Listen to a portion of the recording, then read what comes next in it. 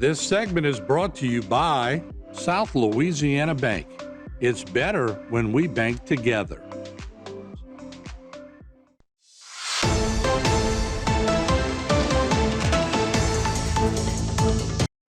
Hello again, everyone, and welcome to Bayou Time. I'm Martin Folse.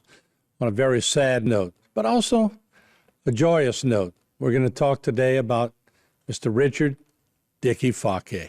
There you see his picture up there. Richard Dickie George Fakier passed away on November 5th, 2025.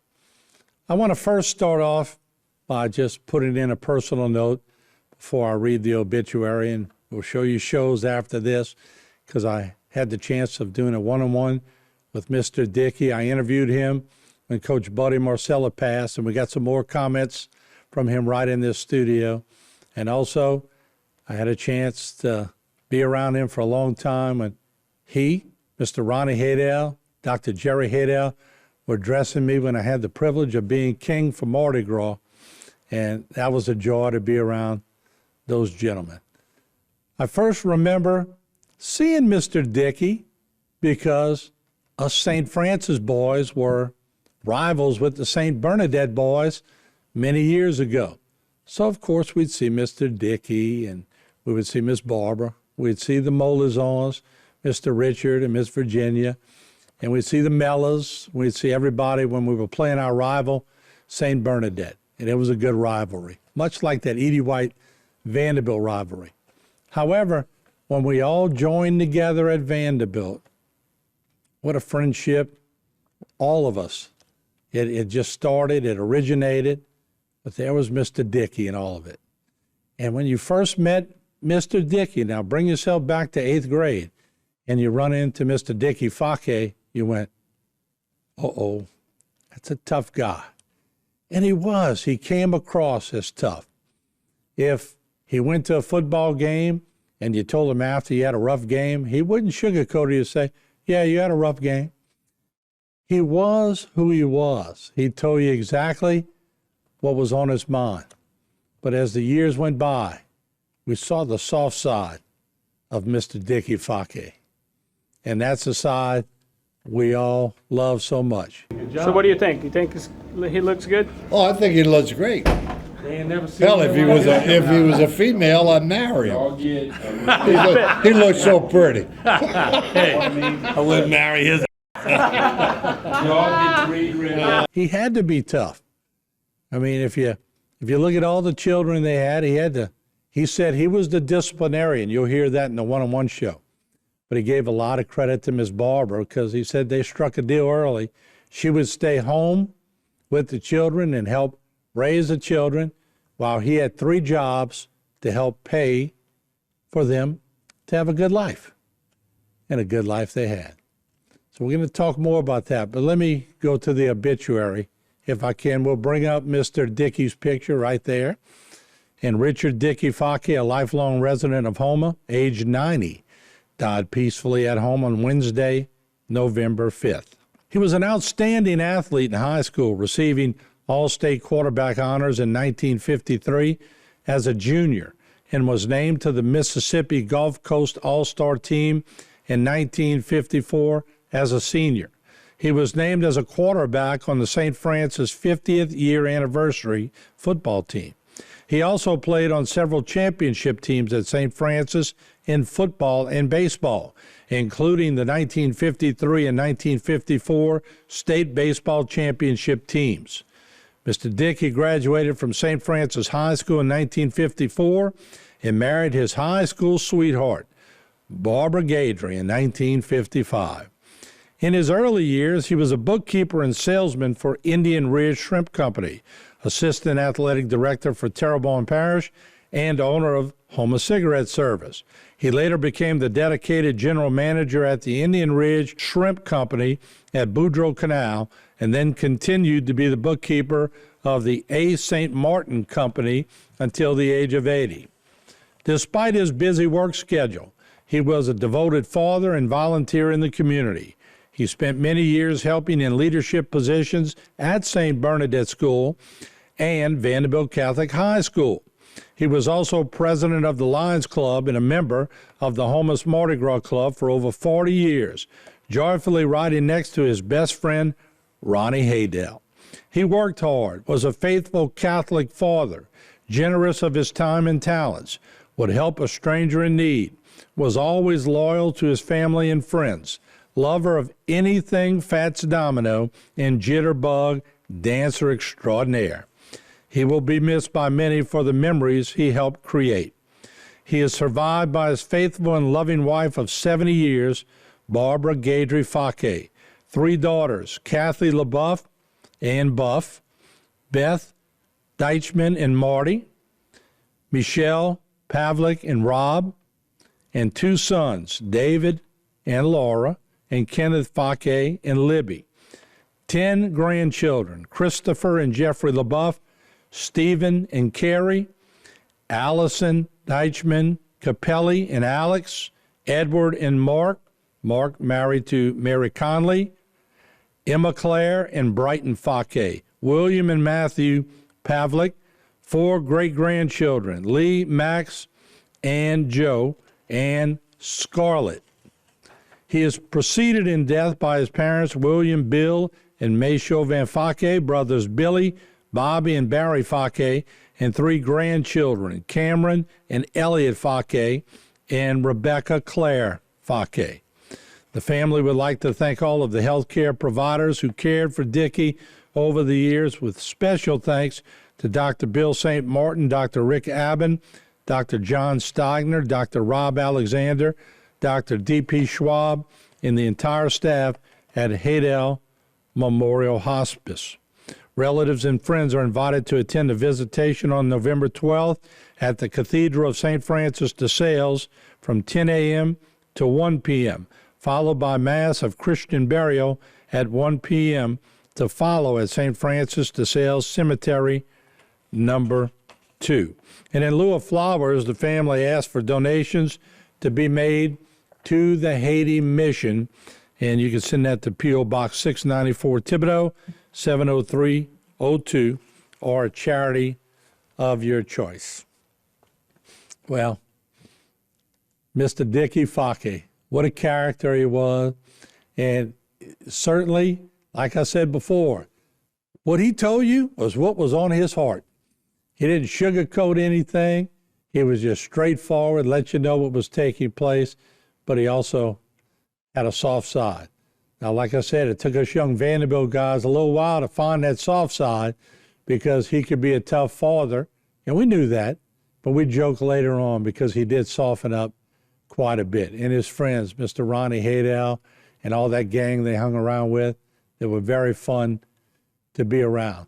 I want to start off, I'm going to play the entire one-on-one that I had with Mr. Dickie when he was 78 years young. I want you to watch this when we come back. From that, we'll look at some of the comments he made when Coach Buddy Marcella passed away. And then after that, I had the privilege of, once again, he helped dress me when I was king of Mardi Gras back in the day, some years ago. And that was just a joy for him and Dr. Jerry Haydell and Mr. Ronnie Haydell to all be there in the room as I was getting ready to represent Houma as the king. So without further ado, a sit-down chat with Mr. Dickie Fakier. Let's roll it in. One of my favorite people for a lot of different reasons. I didn't know him till the 8th grade, but what a guy and what a history. Our guest tonight is Mr. Dickie Fakier, and a lot of you know him for many different reasons, but Mr. Dickie, welcome to the program tonight. Thank you, Martin. It's nice to be here. Good to have you here. Well, it's good to be here. I'll be 78 next year, so I'm glad you decided to do it now. But you're doing good. You look great. Next month. You look great, by the way. Thank you, Martin. Let's go way back. Like I said, I didn't really know who you were until I joined up with your son at Vanderbilt in the 8th grade. Of course, we were rivals when he was at St. Bernadette. Correct. And I was at St. Francis. So I knew who you were, right, but I didn't really know who you were. And I got to know you over the years, and I thought you'd make an interesting guest for a lot of different reasons. But take me back to the earliest years you could remember. Where were you born? Where were you raised? And And sort of paint a picture for me if you can. I was born in Thibodeau, about 2 blocks from St. Joseph's Cathedral. My 2 older brothers and me, we were all born in Thibodeau. Only my younger brother, Barry, he was born in Houma. My daddy was a captain in the Louisiana State Police in those days. And he was in charge of the troop in New Orleans. So we lived in New Orleans when I was young. Started school in New Orleans in 1st grade. But then he got fired in 1940 when Sam Jones got elected. There was no civil service in those days. So then we moved to Lockport. He opened up a Western Auto store. And then we moved to Houma because my Uncle George had a jewelry store here, and there was not a Western Auto, but an Autolex store similar to Western Auto was for sale, right in the same block with my Uncle George. So he called my daddy, loaned him the money to buy the business. And we rented a house on Lafayette Street, 2 blocks from Main Street. So my daddy started there, and you know, he worked, my oldest brother Billy worked with him in the store. I started 1st grade with Sister Theopolis.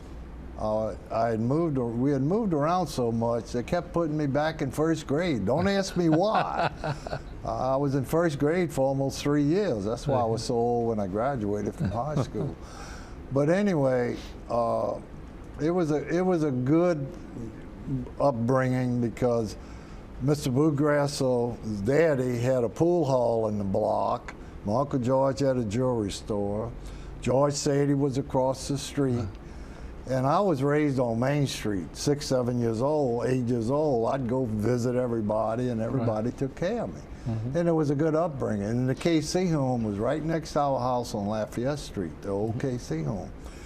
And they let me go play pool in there. So I got to be pretty good at pool, except if I ever played for money, I never could win anything. But, you know, it was a good upbringing. I made a lot of friends.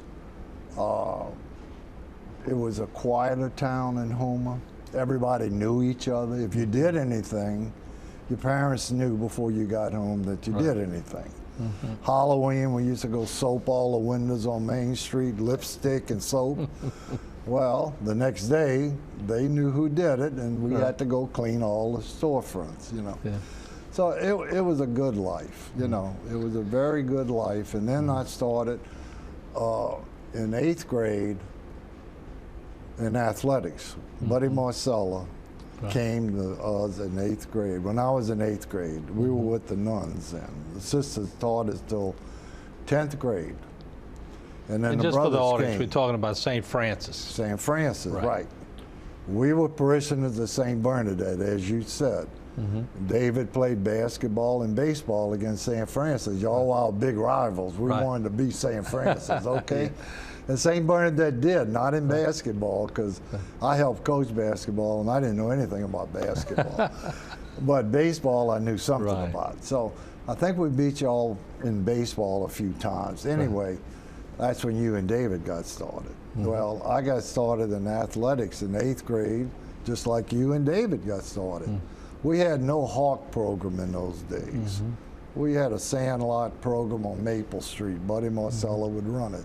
Ronnie Haydell and a bunch of us, we played in that sandlot. That's the only athletics we had until they started football at St. Francis when I was in 8th grade. We played 4 games that year, just 4 games. I'm a freshman, and we played a 10-game schedule, and et cetera. Well, and when I was in 11th grade, we won the first district championship football for St. Francis Boys High when I was in 11th grade. I was too old, and then we won the state baseball championship my sophomore year and my junior year. So we had 2 state baseball championships. And for the record, you were the quarterback of the football team. I was a quarterback, in football. Ronnie Haydell was a center, so we were very close, as you know. A quarterback and a center get very close. Best friends for years. Best friends for years. Had to be. You got to be close with your center. You got to be. So anyway, my junior year, we went 9-1. We lost our first game to De La Salle, and we went through the 9-game schedule, and we won the district championship. In those days, only the district championship team went to the football playoffs. There was none of this 32 teams. No point system. Oh, no point system. Right. You either won the district championship. Actually, my sophomore year, we had a great team, Lily Daig and that gang. But they lost the district championship to Donaldsonville, so they didn't go to the playoffs. Right. We went, but we got beat in the state semifinals. Y'all went all the way to the finals. Right. We got beat in the semifinals. I made All-State that year as a quarterback. Lily made All-State as my sophomore year, so that's 2 quarterbacks in a row, which is unusual. Yeah. But Buddy Marcella was a great quarterback teacher.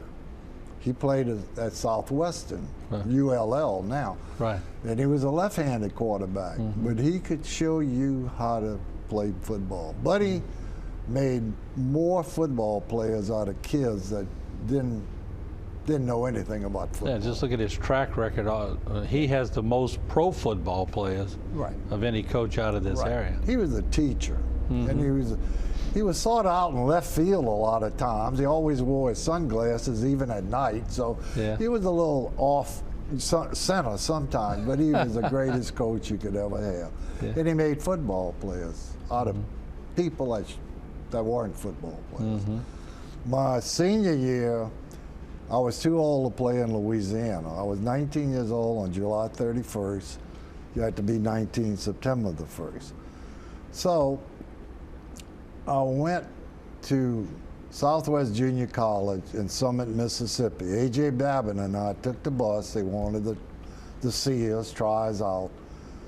And they wanted me to go back my senior year and play, and in 2 years, freshman and sophomore year, junior college. Well, I came back home, talked to my dad, and the brothers talked to my dad. Okay, Right. The good old Sacred Heart brothers. Right. They said, Dickie doesn't want to go to a junior college in Summit, Mississippi. Let him go to St. Stanislaus in Bay St. Louis. Well, make a long story short, I ended up at St. Stanislaus. Right. Okay. And I didn't know this, but unbeknown to me, they had picked up 3 other All-State players that were juniors that were too old to play in Louisiana and Texas. Boy by the name of James Shakespeare, I played against at St. James. He was an All-State end. So the brothers sort of recruited that year. Okay. So I ended up at Stanislaus. We had an 8-2 record. We won a bowl game. And I was chosen the outstanding football player at Stanislaus, and I was also at St. Francis, St. Francis Boys outstanding football player.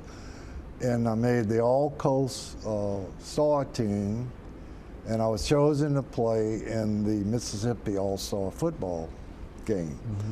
So it's very unusual to go to 2 high schools, make All-State, All-Coast, win the trophy for the outstanding football player. But I was very fortunate. It wasn't that I was that good.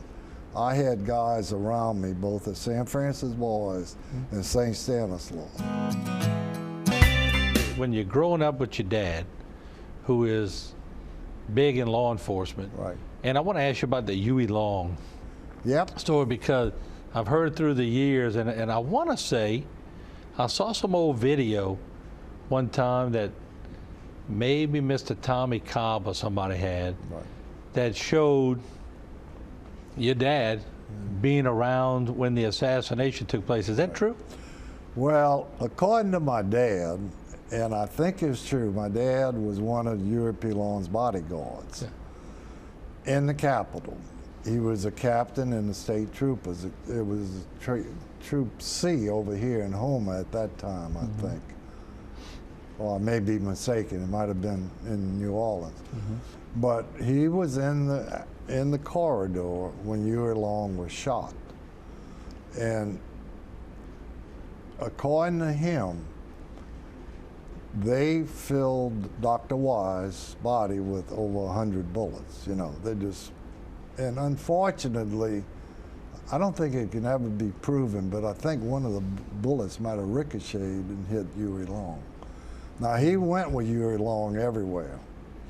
They stayed at the Montleon Hotel. That was at headquarters in those days in the 30s. Okay. And he was always there. He was on the road a lot with Huey Long. There's no doubt about it. Do you remember any stories that he would say about the late governor? You either liked him or you hated him. He was a dictator. But he did my dad said he did a lot for Huey Long, and I've read about a lot for Huey Long, you know, free textbooks, etc., roads, bridges. But if you didn't go his way, he was very vindictive, which was wrong, you know. That's not the way to do Which things. unfortunately is part of politics. It's part of in politics. Louisiana. It's that way today, you know. They have a lot of power all the way from the presidential down to the locals, you know. It's politics. So growing up, you mentioned that your uncle had the George. jewelry store. Right. Explain to the audience the different Fakiers, and then because everybody gets them all mixed up all the time. All Fakiers are related, good or bad. We have to take credit for it. We have a lot of cousins in Thibodeau, Fakier family. Right. Tofil Fakier was a coach at Thibodeau High for many, many years. He played football at Southwestern also, by the time Buddy Marcella played. Joe Fakier played at LSU, one of our cousins. Right. Okay, we get to Houma, and there was only two Fakier families, George and Bill. Bill had 4 sons, Billy, Bobby, me, and Barry. My Uncle George had 2 daughters, Patsy and Mary Jude, and 1 son, Buzzy, George Jr. Everybody knows him as Buzzy. Right. Well, my Uncle George started his jewelry business, I think about 1935, the year I was born. Actually, my middle name is George because it's Richard George, because he didn't think he was going to have a son, so they named me George. Okay. I didn't get any part of the jewelry store because my name was George. My wife Barbara would have loved that. I'm sure you get a good discount. But anyway, my Uncle George was very civic-minded. He was on the police jury. I think he was on the school board. I know he was on the police jury. My daddy was a policeman all his life until he had the auto Lex store. But I forgot to mention, they retired him as a captain, but when Bob Kennan was elected years later, they rehired my daddy. He needed 3 more years for 20-year retirement. And they made him a major. He had all of South Louisiana. They had 2 majors. One took care of North Louisiana, one South Louisiana. Okay. And he retired, so we forever beholden to the Kennan, Bob Kennan, for giving my dad an opportunity to spend 3 more years with the state police and retire with a 20-year pension. Also, you know, he was the chief of police here in Houma for many years also after he retired. So my brother Billy took over the store and ran it. My daddy was chief of police. His life was police work all his life. He was in he had a scrapbook, all kind of things that happened in the 30s, kidnapped and fake license plates, all kind. He rode a motorcycle when he started. Wow. Yeah. Old motorcycle. My Uncle George was a quieter person. He was in politics. People loved him. He was a very good man. My daddy made his share of enemies because he was very frank, sort of like I am at times. About to say, that pear don't fall far from the tree. Just like I am. I'm complete opposite of Ronnie Haydell. Ronnie Haydell never made an enemy. I never ran for politics because I never wanted to give those people a chance to vote against me. You marry into the Gadry family. Correct. Ed Gadry's oldest Miss daughter. Barbara's an angel. We always said that. She is. Yeah, she's having to put up with you all these years. But everybody says that. So you were, I mean, you were surrounded by high-profile people because her dad was he was a big shot. Yeah, he was the president of a bank. Yeah. I thought he owned the bank, but I found out he didn't own it. Well, presidents do have a lot of power at the bank, do He they? did. Yeah. Good man, too. Uh-huh. Mr. Gage was as good a man as you could ever meet. He was a very good man. So you were surrounded your whole life by influential Yes, I was. people. How did that influence you later on, and how did that set the tone for you as a young kid, seeing all of these influential people? Well, it made me want to do the best I could, regardless of what I ever did, whether it was in athletics or business or family. I wanted to raise my children to be upstanding citizens. I was probably too hard on them at times, according to all of them, when we sit around after a Christmas or Thanksgiving meal. But they all did pretty good. They all did well. They all tell me the stories that I did. I don't remember them, but they all, it's funny how children remember all But that the was your bad. job, wasn't it? It Your was my job. Your job to keep them in line. Huh? Barbara and I made an agreement. We got married very young, 58 years ago this July, just like Ronnie's married 58 years this month, a month apart. Ronnie and I got married. We made an agreement. I wanted Barbara to stay home and raise our children. And whatever I had to do, I didn't have a college education. I had 2 years of civil engineering at Tulane. And I quit because it was time to go to work. I mean, and I wanted her to raise our children, and I'd do whatever I had to do to support them. And at one time, for 13 years, I had 3 jobs. I worked for Indian Ridge Canning Company here in Houma at the old warehouses on West Park. I was the athletic director for the Terrebonne Parish Recreation Department, which was every community other than the city of Houma. That was under Hawk. Right. We took care of Berg, Pointe-au-Cham, Montague, Little Kaya, Bar the Lodge, Grand Kaya, Bar Black, Gibson, Shreva. And I was in charge of the boys' athletics. Francis Modizet, who I noticed just passed away, was in charge of the girls' athletics. Okay. Then I started my own cigarette vending machine business. I bought one cigarette vending machine and put it out, and put another one out, buy another one by one. And 13 years later, I had 70 cigarette vending machines all over, restaurants, bar rooms, et cetera, et cetera. So for 13 years, I had to travel the parish almost every night at basketball games or baseball games. We had family fun days on Sunday. Indian Ridge, I was in Houma, so I was able to do that. I was able to, but I was working 16, 18 hours a day. Wow. And that's what I wanted. I wanted to be able to support my family in the way that I wanted them to be supported. And I have a great wife, as you know, Barbara. She did a great job. I was at home. I never missed anything my children were in. You know, dance recitals or piano recitals or anything. Always made time for that. But I was away from home a lot. Barbara, I was a disciplinarian. You know, when I got home, Barbara said, You were this one tough. did that. Oh, okay, I'm the bad guy. And that's what when we the first bad met guy. you in the 8th grade. I'm the bad guy. Now, we all knew the daddies who were tough. You were on the tough list. Yeah, I know. But later, as we got to know you, Right. you really weren't that My tough. bark was bigger than my bite. But you had to portray that, didn't you? I had to. So was that all a game that you pulled off for all these years on your kids? They want to hear the answer to this. I think so. I was a lot easier. I gave in. I'd punish them, but I'd punish them for a month. You can't punish a child for a month. You're good if you can punish for a day or 2 days, right. you know. But then I'd rescind the punishment. You know?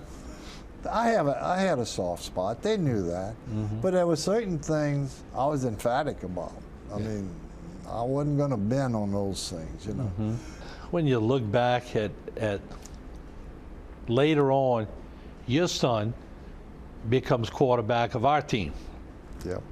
You had to be thinking, that had to be a proud moment for you to relive that. Martin, Bobby Haydell had little Bobby playing.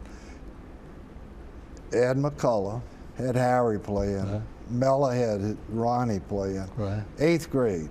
we'd go to y'all 8th grade football games, and we all said, this class has something special, because y'all never gave up.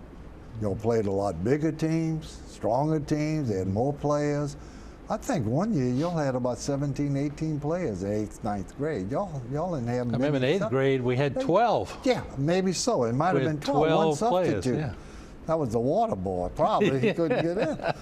And we knew then we could see the potential.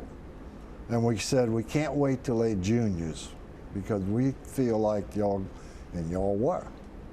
Y'all, 9th grade, y'all did great, played together. 10th grade, 11th grade, when y'all really blossomed.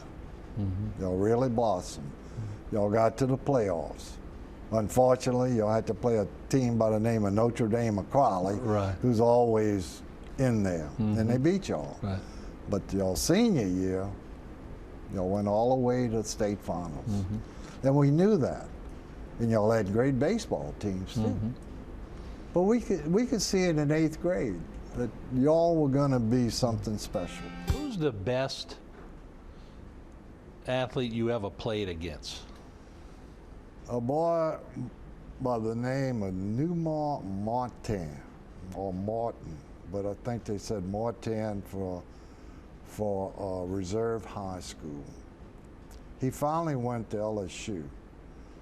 That's when I was at Stanislaus. We played them on a Sunday afternoon. We had a good team. We had a good defense. That boy ran over us. I played safety. Before I knew it, he was gone. I mean, I was just standing there. I Right. couldn't tackle him. I couldn't keep up with him. He was the best back I can remember, and I still think about it. Reserve High School. Okay. It was a hot Sunday afternoon, and he tore us apart, you know. Yeah, what did Buddy Marcella, I've done a one-on-one with Buddy Marcella. I've interviewed him many, many times. I have covered the dedication of the Vanderbilt field named after him. I've interviewed several of his players that went pro. Right. What did he have that everybody endeared? Because, you know, I know the fact that he got on his ride lawnmower and took care of the Harkfields all those years. But what did he have? What made him that special? Buddy took over a program, and when I was in 8th grade, I guess 1950, whatever, we had a chicken coop for our field house. The nuns actually grew chickens in there, okay? I thought you were kidding, but you No, serious? I'm not. That was a chicken coop. Oh, wow. Buddy Marcella probably single-handedly, maybe with some help, made a field house out of that chicken coop. Showers, toilets, lockers. It wasn't fancy. But he did that on his own. He put up a tackling dummy. Buddy worked harder probably than any coach that I ever knew or read about to get a program started. He was probably very similar to Gerald Albert with the girls' programs. Just like Gerald, 100%. Buddy washed the clothes, our uniforms, our jocks, our socks, towels after we practiced and dried them. We had Prosper Toop was our trainer. Right. He was in my class. Buddy and Prosper did all of that. He was the head coach. I mean, he was the only coach. Right. When we started football, Buddy had his friend Andy Catneys, who's a buddy of his, come help him. And then Henry Bro, who was the superintendent of the schools at that time, come help him. That was Buddy's help. Wow. It wasn't until 9th grade that Lord Danos was hired as an assistant coach. Buddy did everything. In baseball, he's the one who developed the field. I mean, Buddy was that's all he did. He worked. Right. And he always told us, we never could sit down on the field. One knee, that was it. We never had a drink of water during football practice. Never had a drop of water. They'd give us a salt pill. Now they found out salt pills are about the worst thing you can give somebody. Right, and give as much water as you can. Oh, no, but no water. But Buddy told us, the beginning of every year. He said, as long as I'm chewing your behind out, I'm criticizing you, you're in good shape. The day you make a mistake and I don't tell you about that mistake, that's when you have problems. Right. And I think that's what made Buddy the coach he was. Was he tough? Yeah, he was tough. Yeah. He was very tough. I mean, we practiced 3-4 hours. I mean, you know, without a break. Then we had to run 50-yard wind sprints until everybody dropped. I mean, he was tough. Yeah. But I'll tell you one thing, Martin. When we played in a football game, it was easier than practice. Right. We were in shape. But Buddy was the kind of man that you wanted to do well for, because you knew how much he worked. So you wanted to do the same thing. Right. Now we're talking about where the old Grant Shopping Center, was that where the school was? Yeah. Okay.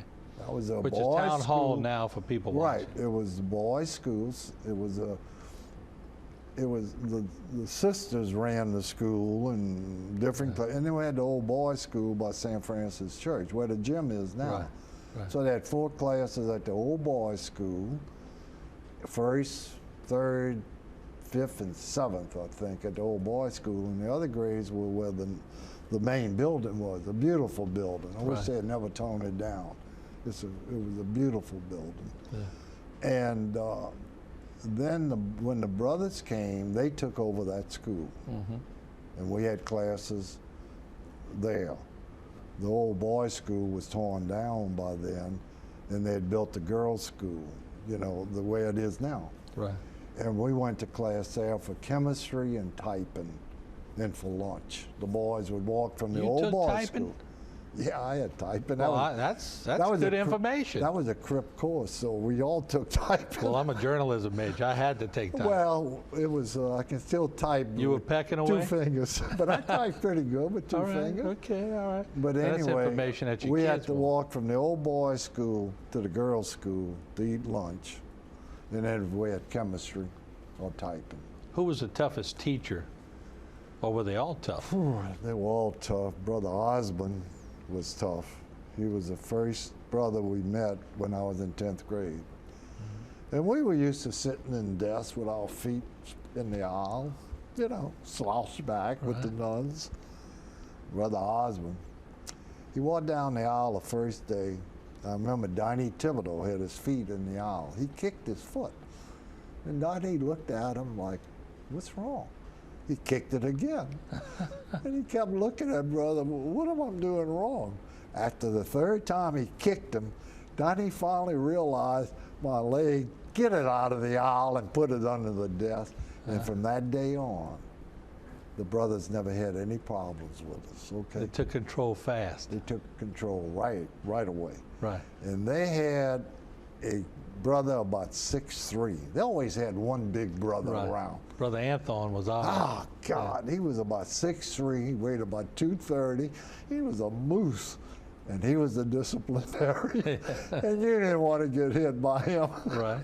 In those days, you could hit people. Okay, But, you can't do it now. But y'all never thought if you ever got disciplined or Donnie Thibodeau got disciplined, I bet he never went home and told his daddy because you didn't want it to get home, did you? No, because if your parents found out, you got punished again. That's the way it was in those days. Right. No parent called the teacher, nothing. To criticize or complain. There was no complaining. The teacher was always right. Thinking back at how Houma has changed, what's the biggest change you've seen? Population. You know, when I grew up, Houma was 10, 11,000 people. Everybody knew each other. Right. You didn't do anything that bad or anything. We didn't know what marijuana was, drugs or nothing. We didn't even know what it was. Right. The biggest things was rock and roll came out about 54, and Right. a lot of the parents thought that was the end of the. That was evil. That was the end of the world, you know. Fats Domino, we loved Right. him. We grew up with Fats Domino and Frogman Henry and Right. people like that. We loved to dance. We loved to party. It was a quieter time. You know, there wasn't a lot to do, but we enjoyed it. You know. You didn't have cell phones. We didn't. Oh, cell phones? No, we didn't have cell phones. We were one-car families mostly. We didn't have television until we were, I don't know, 10th, 11th grade. Mr. Mohana had a furniture store on Main Street at the opposite end of my daddy's Auto Lex store, and they'd put TVs in the window. Right. And I can remember going out there. Might have been 30, 40 of us standing there watching the television through the window, because we didn't have a television by then. Right. And, you know, it was a great time, I think, to be raised. Okay? We grew up with not a lot of responsibility, but enough responsibility. And we grew up respecting people, respecting everyone. You know, we wouldn't think of doing things that some kids do today that you read about. You know? But unfortunately, there's a lot of great things happening with the young people today. They don't get the publicity. It's the headlines that upset me so much, that they don't give the young people enough credit. But the population is the greatest thing to me that's happened to Houma, in the traffic, and, you know, et cetera. I'd be remiss if I didn't talk about your Mardi Gras activity. You've been big in Mardi Gras, and I know, especially when Mr. Ronnie Haydell was living, we would give y'all a rough time on the microphone, because y'all were the oldest riders in the crew of Houmas. How many years have you rode? Ronnie and I used to argue that 45, 46 years, till last year. Neither one of us can really remember exactly, but we know it's 46 years, we think. We were, in longevity, the longest riders in Houma. His brother, Jerry Haydell, was the oldest. Right. And he took credit for that. You remember Jerry when you'd get on the microphone and pump him up so much before we started the parade. Oh, absolutely. We would have to do that. Ronnie and I would say, wait, boy, there's Martin. He's going to pump up Jerry. Boy, Jerry would swell up. You know?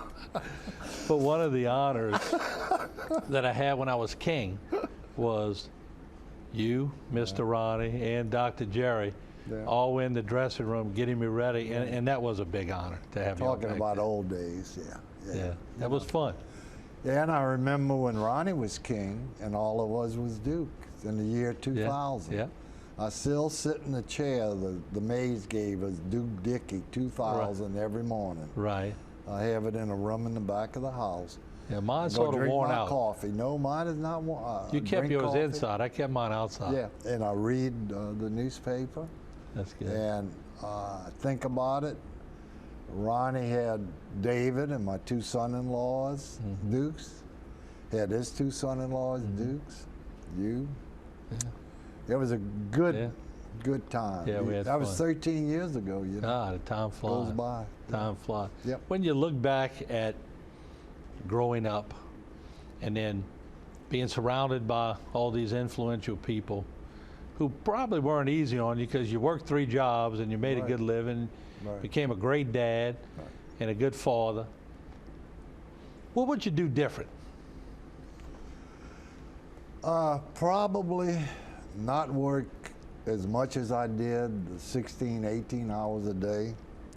Takes a lot of hours in the shrimp business, as you know. The cigarette vending machine business, you know, they call me at 2, 3 o'clock in the morning. The machine broke. Somebody wanted a pack of cigarettes in a bar room. You know how that goes. I would have not quite worked as much and been home a little more to help Barbara, because all the responsibility, other than the discipline, was on Barbara. And also, I would have been a lot nicer to Barbara, okay? Because Martin, now that we've gotten older, she remembers it all. I don't. Okay. And I'm paying the price now. Well, all right. I can remember my daddy and mama the same way. My daddy was a sort of a dictator. But as he got older, my mama was only 5 feet tall. Well, a worm turned. I always love these public apologies. Well, I'm apologizing for Barbara for not being a little more kinder to her. Oh, that's- And all my friends all told me that. Dickie, she's going to heaven. We don't know where you're going, but there's no place Yeah, where this is she's good going. stuff. I didn't expect this. Yeah, This no, is good no, stuff. she's a. But you, in the shrimp business, you said y'all were downtown. For Indian Ridge was Yeah, that was a downtown. warehouse. Okay. And the factory was at Boudreaux Canal. Right. That's where they processed. But you the worked shrimp. later, many, many years. When did you start working at Boudreaux Canal? Not till about 12, 13 years later. Okay. We formed a joint venture with the Carmine family from Richmond, Virginia. Okay. They were our biggest customer with our cooked, peeled, in the vein, frozen, vacuum packed Right. shrimp. And Sam Carmine said he would put up $250,000, and we'd put up the know-how and the property, and we'd build a shrimp breading plant across from the old plant, right across the road. And we did, where we bred shrimp, oysters, scallops, crab cakes, different items. They were doing that in Richmond, Virginia. They were in a wholesale institutional business, but they did this type of production to supplement. And they wanted to get out of that. They had a restaurant next door, and they were big in institutional sales. So we had been dealing with the Carmines 20, 25 years. So we did. We built a shrimp breading plant. Well, it was a beautiful modern plant. You've been there. You actually filmed it I was years gonna say, ago. filmed the shrimp peeling Right, machine. but that's the and- new plant now. Right. We had the old plant across the street. Well, 2 years after, or 2.5 years after we finished the breading plant, and we had our freezers there, and I moved down there then. A fire in March started in the ice plant, which was right next to the old shrimp factory, and the wind was blowing from the south, and it burned down the shrimp plant. So here we got a new breading plant. Our old factory where we cook shrimp, we can't do it anymore. We got to build a new plant. So we had to tear down the building. Well, there wasn't much left to it, just timbers and embers. So we built a new plant. Well, it took a year. And during that time, we rented the old Butte plant on Palm Avenue to be able to process shrimp. Butte had quit processing oysters at that time. It was dormant. We rented that. Gordon Millet came to town, and he'd run that plant. I'd stay at Boudreaux Canal, because after they processed the shrimp, they had to truck it down to Boudreaux Canal, and we put it in the freezer. So it was a long day. He was up here, I was down there. And we finished building, we were building the new plant right across the street at the same time. Well, Gordon's daddy died before the new plant was completed. And his daddy, Pee Wee Millet, was a Texaco distributor for Iberia Parish. And Gordon was the only child. So Gordon moved to New Iberia to take over that business. And we completed the plant. And believe me, Martin, after we completed it, the May season started. They had more shrimp that May season than ever before. Shrimp boats would go out in 2 days, come back with 10,000 pounds of shrimp. We have a new plant, shrimp flying all over the plant, because it was all by water and flumes, etc. And when you build a plant like that, you got to use it and change things around. It's not perfect. Well, for about 18 days, we worked every day, never stopped, Sunday, Tuesday, 16 hours a day to save the shrimp, because the boats were coming in. Finally, we had to put the boats on a quota. We said every 6 days you can come in with 3,000 or 4,000 pounds of shrimp. We can't process it all. Actually, some boats were throwing it overboard They couldn't get anybody to buy the shrimp, which is sad Yeah. to see that. The ice plant ran out of ice. We were making 300-pound blocks of ice in those days. And before the May season opened, we had these 2 storages up to the ceiling with 300-pound blocks of ice. Well, after the first week or 10 days, all that ice was gone. But we had to save 50 or 60 blocks of ice for us, so when we unloaded shrimp and put it in trucks, we could ice it up. Right. And then we had to put the boats. We made a list of the boats. You got on a list. We had as many as 100 boats waiting in line for ice. And they'd call them 2 o'clock, 3, 4 o'clock, 5 o'clock in the morning. Whenever your turn came up, you had to bring your boat. Good old days. Yeah, you had to Wow. bring your boat and get your ice. And if you did not, you lost your turn. You went to the bottom of the list. Well, after about 3 weeks of that, finally it settled down. There wasn't as much shrimp coming in, and we caught up with everything. But if I was able to get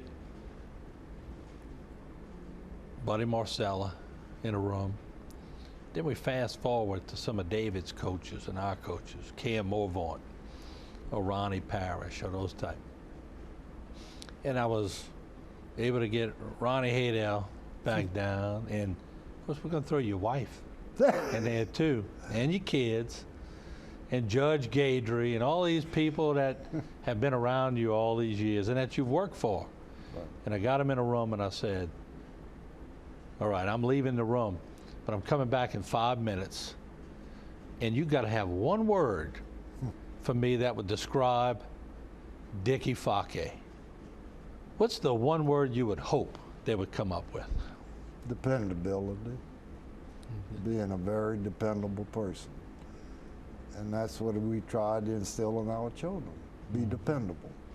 Well, you're right. I think that word would probably fit you to a T. 3 jobs, raising the kids, and knowing David the way I know him.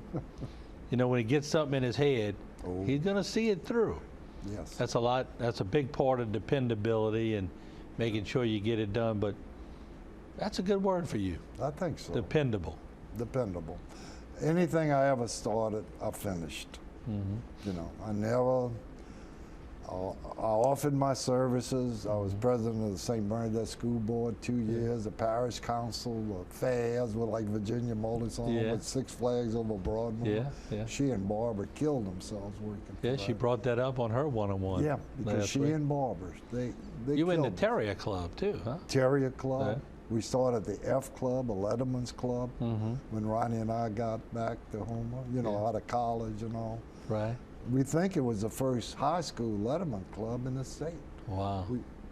Ronnie and I worked, sold popcorn at all the football games and all, raised money, worked at the fairs. Yeah. Ronnie and I worked a lot together Yeah. for the Terrier Club. So y'all learned how to have a little fun along the way too. We did. He had 4 children, I had 5 children, and 3 of his oldest and 3 of mine all went to school together at Vanderbilt. Yeah.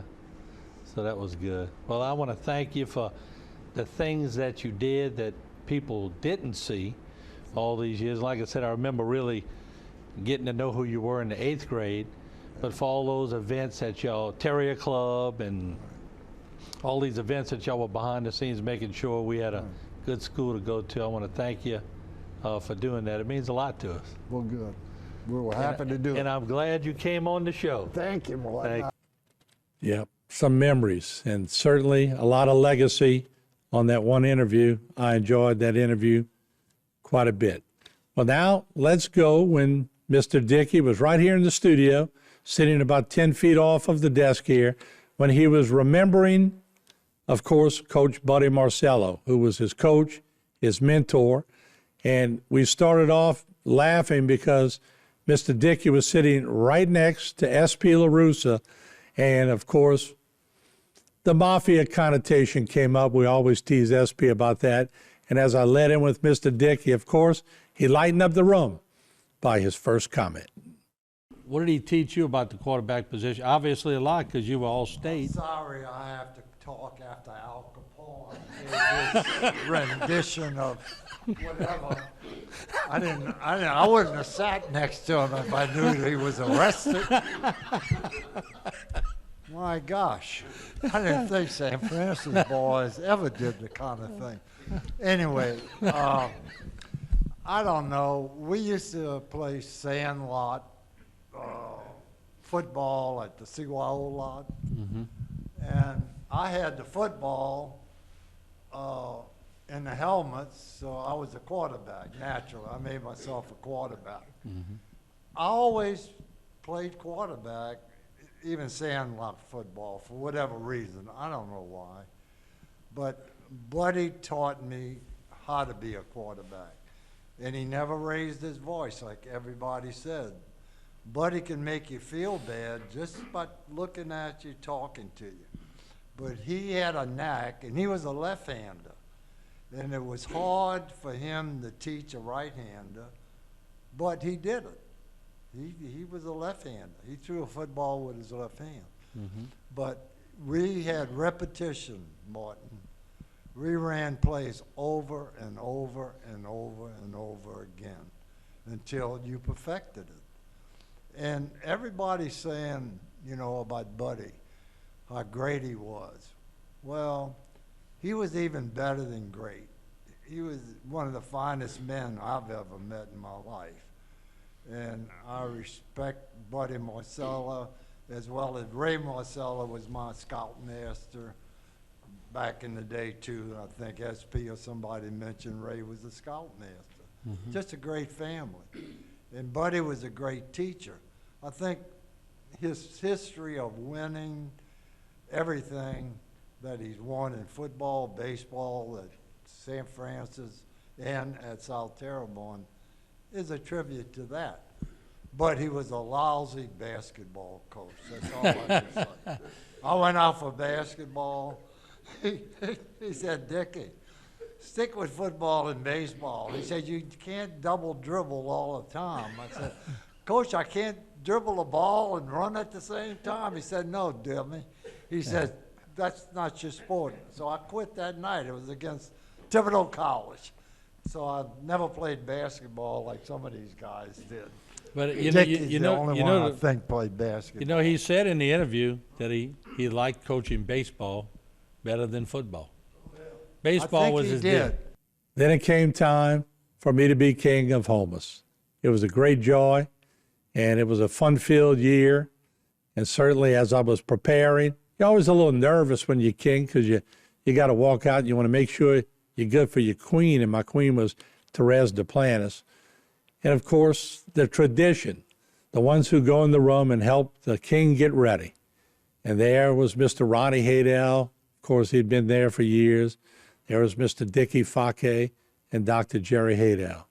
And as we roll in some of this B-roll, so much fun just sitting down with those guys. You know, we worked to get dressed and did all that, but then we shared a couple of cocktails, and just to sit down and talk with the guys who made you so nervous only a few years before that was a joy, because you realize how their heart was in everything.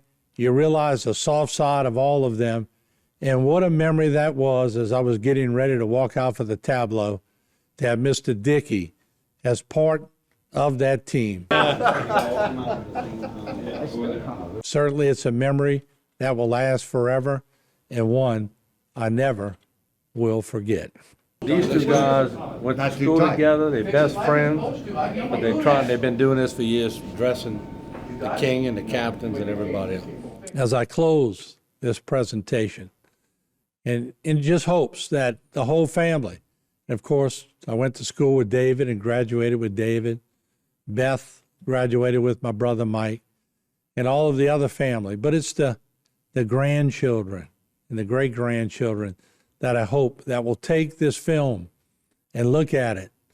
And when you try to remember what Mr. Dickie was all about, just hit play and play the tape, because we were able to capture a lot of his spirit on one-on-one. We didn't capture everything. We never do. But just so you could hear the voice and hear the recollection of thoughts by he himself as he described his life. And I also want to bring up Miss Barbara. What a great lady. What a kind lady. And she, of course, was the glue that held the family together when Mr. Dickie had to go out with all those 3 jobs and make sure money was coming in to the household. I will forever remember Mr. Dickie, not only for his toughness in our early years, because with our group, you had to be tough to keep that energy corralled, but later on, just his heart and his gentleness and his generosity in serving his family, serving his God, and in serving his community, which we all were a part of. Mr. Dickie, rest in peace and enjoy heaven like you did on earth with all the gusto. And I'm sure right now you're finding someone to speak with to make it a little better for you and all your loved ones who surround you in heaven. God bless you, Mr. Dickie, and may you rest in peace.